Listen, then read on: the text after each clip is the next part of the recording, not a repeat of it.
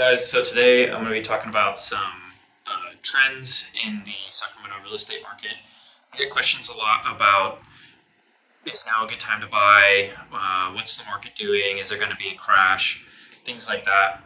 And so what I want to show you today is just some information that's out there, and kind of explain what it is and help maybe help you make a determination on if right now is the time for you.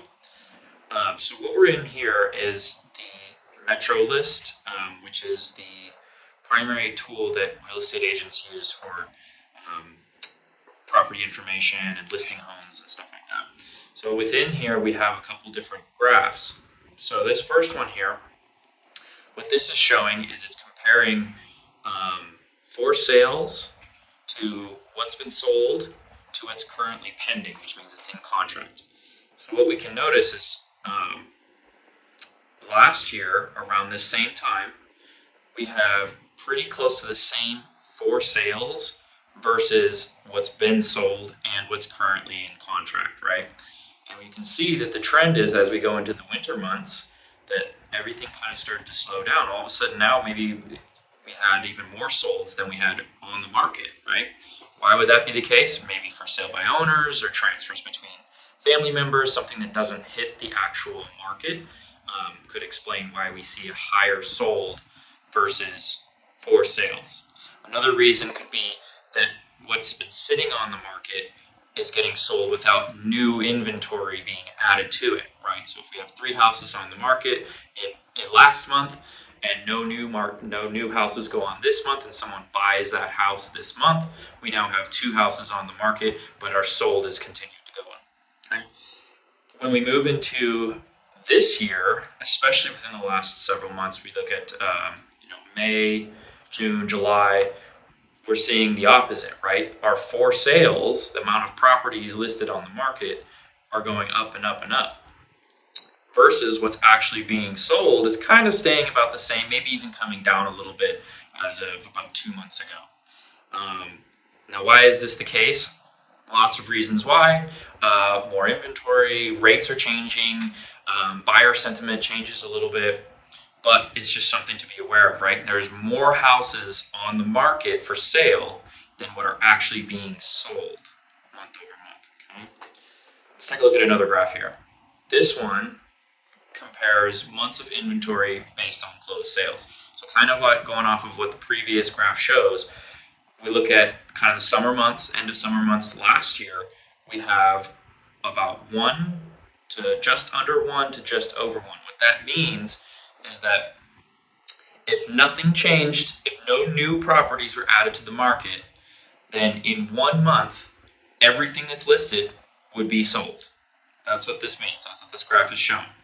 Okay, and as we go into the winter months of last year and the beginning of this year, we actually have less than 1 month. That means that things are flying off the shelf and we don't have enough property to sustain, right? Then, as we move into the summer of this year, we start to see that go back up, right? 2 months ago, we see almost just over 2.5 months worth of inventory on the market, right? That means that if no new properties were added, it would take 2.5 months for everything to be sold. What does this mean as a buyer, though, right? How is this helping me as a shopper? What this means is that as there's more inventory on the market and things are sitting longer, it gives you more power to negotiate, more ability to decide or to make offers that might be a little bit in your benefit.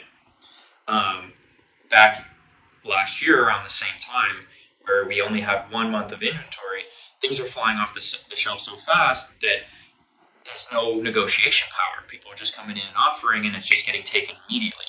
Now we have a little bit more negotiation power. Let's take a look at another chart here.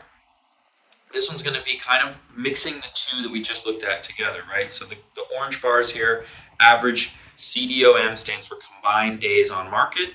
So what this means is that these yellow bars here are showing how many days in total a property was sitting on the market before it was sold. Combined, the reason why they add the C on there is that you could list a property for a little while and then you can actually pull it off the market if you wanted to, and if it goes back on either that month later, 2 months later, whatever the time frame is, they're going to add that entire listing period as one number. So what we can see is that our days on market kind of got a little bit long again about January of this year, and then kind of came back down for the summer, right? That's a pretty common trend.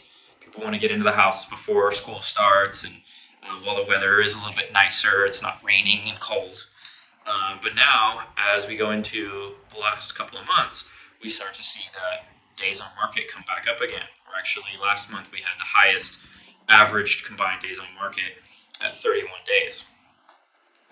Now this green line up here, this shows a percentage of what the house was sold for, what it closed at, versus what it was listed at.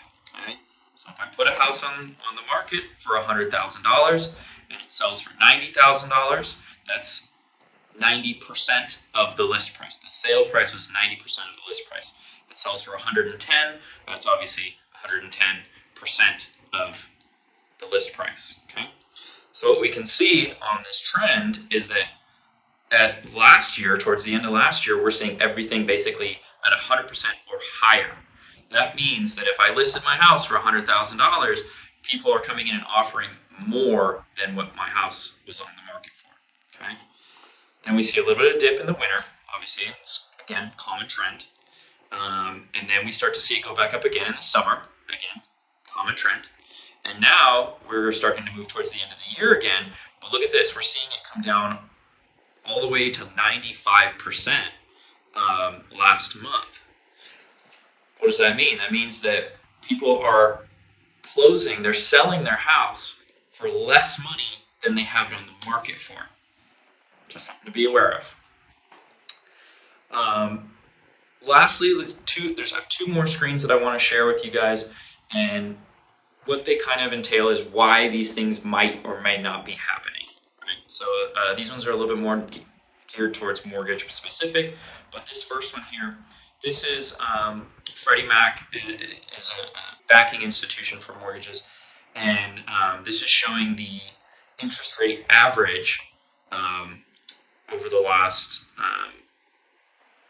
about a year, just shy of a year. Right, so as of the 15th, so as of 4 days ago, we have the 30-year average interest rate was 6.02%. For a 15-year fix, we're at 5.21%, and for a 5/1 ARM, we're at 4.93%. Okay, that's as of about last week. But look at this trend here. You can see that towards the end of last year, we had interest rates very low, right? We're looking at just over 3%, almost under 3% for a 30-year fix. And then as we get into this year, you can start to see this trend of it going up and up and up and up and up, right? Now there's a couple of little dips as it's sort of leveling out here in the last 6 months or so. Right, we see this little dip here around June, and then kind of goes back up towards the end of June, and then it kind of comes back down in July and August, and now we're heading back up, right? So what is this? Why am I showing you this? What does it mean as a potential buyer? As the interest rate goes up, your ability to purchase goes down. How we normally qualify people, this is a very large topic, but one way you can kind of think of how we qualify people is what monthly payment can you afford, right? If that's $1,000, $2,000, $3,000, whatever that case may be, if your payment has to stay at a certain level and the interest rate changes, well, that's going to adjust how much your total expense can be. Your payment's going to stay the same, but your total expense is going to fluctuate depending on the interest rate, okay? So as we see these interest rates go up, that's going to decrease your purchasing power. Typically speaking, your interest rate market and your housing value market are inverse of each other. The higher the interest rate, the lower the purchase, or the lower your property value, and the lower your interest rate, the higher your property value. Again, it comes down to this. If I can afford $3,000 a month, but I can pay less for more money, I can borrow more money. Last one that I want to show on here is this is the 10-year Treasury yield. So this is not an official connection between interest rate market and the bond market, but it's a nice little combination that we use to sort of give us reference points, right? So that's what kind of all of these graphs are, just sort of reference points. But again, you can see that at the beginning of the year, we're pretty low down here, right? Everything's closing out at 1, almost 2, a little bit over 2. What that means is that this is, in a sense, the cost of the money that the banks are borrowing that then they're lending out to you as a mortgage. Okay, so if they're borrowing at 2, they're going to add a little bit for themselves, give it to you at a 3 or whatever, and that's how they make their money, is the split in between, right?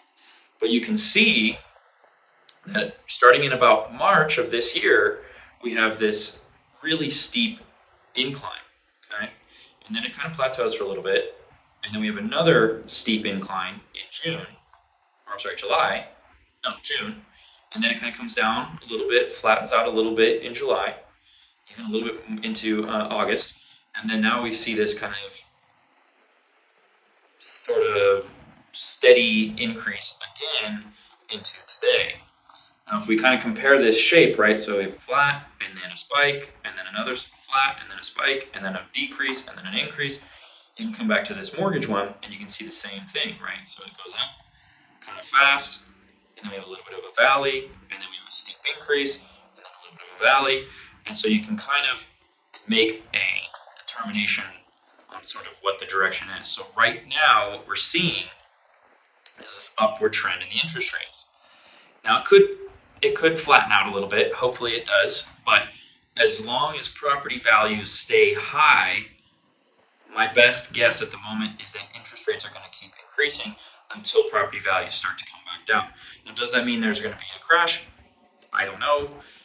I'm just letting you know what the graphs are showing me right now. And if things do work as they are supposed to, the higher the interest rate goes, theoretically, the lesser value, lesser sales price we should see in our market.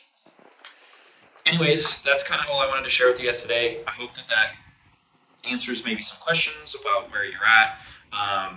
If you have any further questions, please feel free to reach out to me. I'd be happy to answer any questions you have and kind of go through what some strategies and some practices could be to get you prepared to buy a house. And thank you so much